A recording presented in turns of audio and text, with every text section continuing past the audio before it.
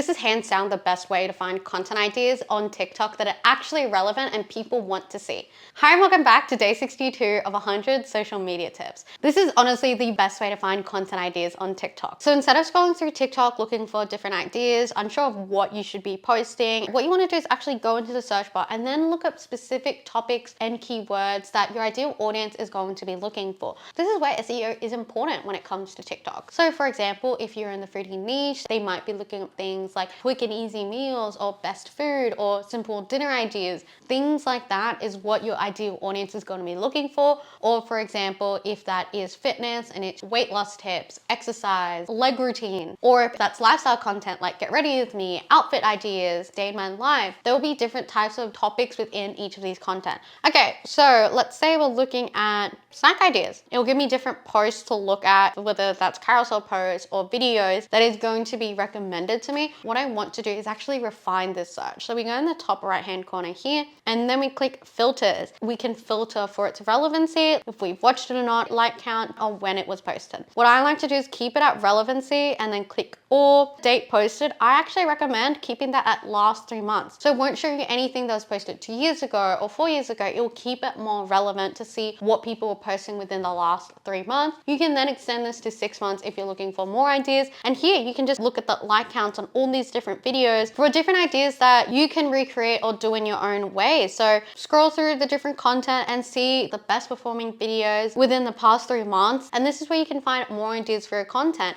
But again, I do recommend not just copying exactly what someone is creating, but making your own, putting your original ideas and thoughts, your own perspective and experience into your content to make it more in line with you and your brand. That's it. Like always, keep creating, keep experimenting, and I'll catch you in the next video.